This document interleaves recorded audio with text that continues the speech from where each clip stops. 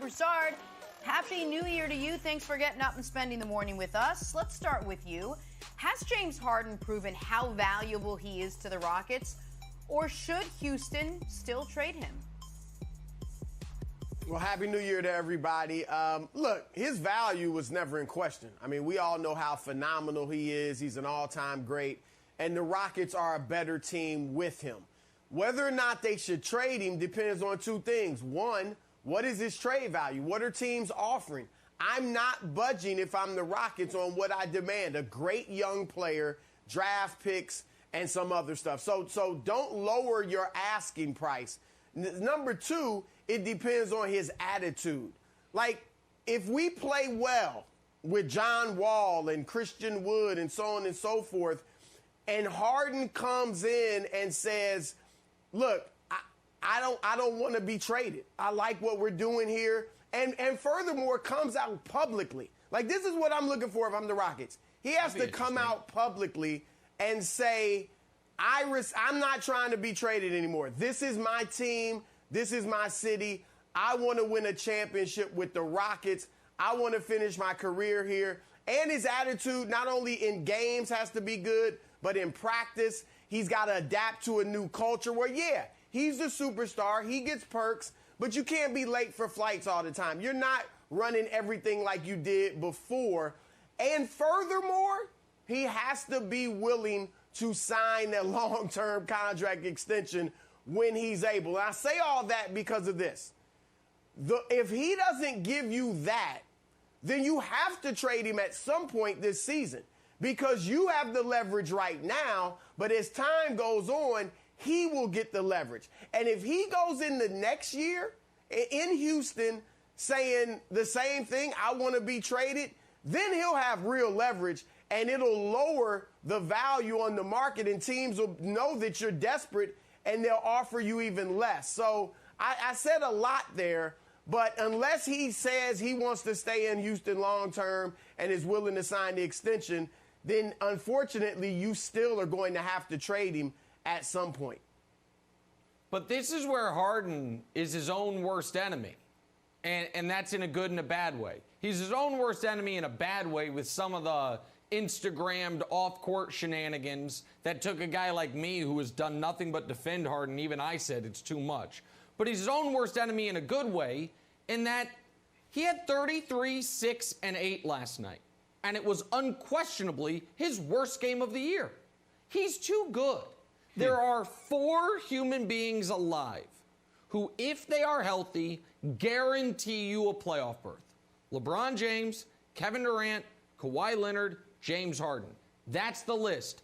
Anthony Davis, love you. Saw you in New Orleans. Didn't guarantee a playoff berth. Steph Curry, one of the 18 greatest players ever. Love you. Seeing you this year. Not guaranteeing a playoff berth. He's so good. He's so good that if you're Houston, you look at, okay, what did New Orleans get for Anthony Davis? Oh, they got the 4th pick of the draft. They got a former number 2 pick, another former number 2 pick, Josh Hart. They got all this, and by the way, 2 future picks and swaps. Okay, that's where it starts for us. So he's too good, Wilds, for them to take anything other than the biggest haul, or tied for the biggest haul, that's ever been traded for a player. So who's going to step up? I think Masai Ujiri will step up. I think Masai Ujiri understands the goal is to win championships. Danny Ainge could learn from him, because I don't think Ainge is going to step up. I would recommend Bob Myers take a long look in the mirror and say, you know what? Steph Curry turns 33 soon. We're going to miss the playoffs. Weissman has more value right now than he did on draft day. He's played so well and had so many flash moments. Like, what would that package look like? So I just feel like if you're the Rockets, you have to trade him for at least 95 cents on the dollar, and 95 cents on the dollar for a walking playoff berth is at least the Anthony Davis haul. Okay, so Wiseman, yes, obviously. Toronto wants to move Siakam? Sure, he just got benched. He got disciplined. That seems to stink, so you can move him.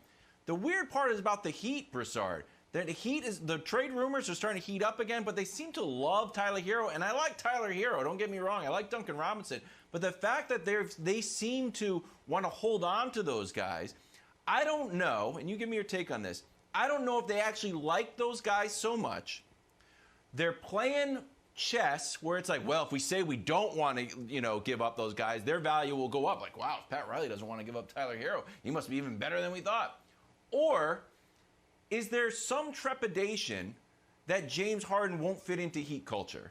That Jimmy Butler, like, we get here, we work, we're about all business, that James Harden won't actually fit? Which one of those things do you think is preventing the Heat from making the move? Well, Pat Riley's always playing chess, so you can bank on that. However, yeah, there's got to be a little concern because the Heat is big on culture. They know it is not just about talent. Jimmy Butler's not the most talented player in the world, but he fits so well into their culture that you saw what happened last season. So there's a little concern about that, but I want to go here. James Harden has got to look in the mirror, too. As great as he is, Nick, and you were right, I don't remember if Giannis was on your list, but let's say this.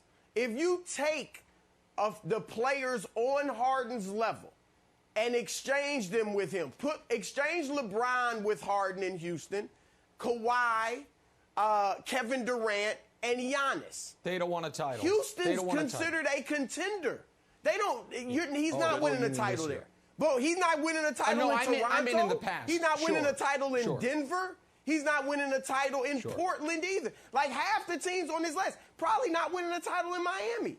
Like, he's starting to put teams on his list that aren't going to be any better. He's not going to be in a better situation than he is right now in Houston. And he's got to look around him and see that he's got some talent. I agree. Not championship talent. But where can he go other than Brooklyn that we know he's going to have a great chance at winning a title?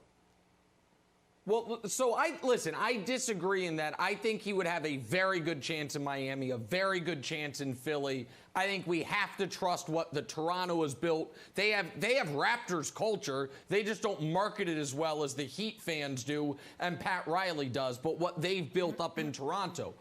And I should have included Giannis on my list of walking playoff berths. My apologies to Giannis because he hasn't had the playoff success. I forgot about him, which I shouldn't have done. But the point is, and this kind of draws together what Broussard was saying and what Brandon was saying, the biggest obstacle to James Harden winning a title previously, it was partially that you had to go through the Warriors, and it was partially that James Harden is an all-time great that didn't quite play great enough. So if he does want to go somewhere and be the final piece that puts them over the top, it's not just getting there.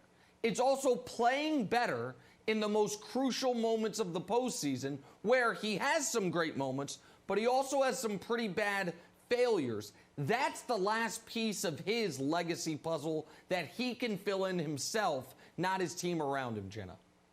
Thanks for watching. Subscribe here to get the latest from the show. Also, be sure to check out more of the best clips from First Things First, or go watch a few segments from our other shows on FS1.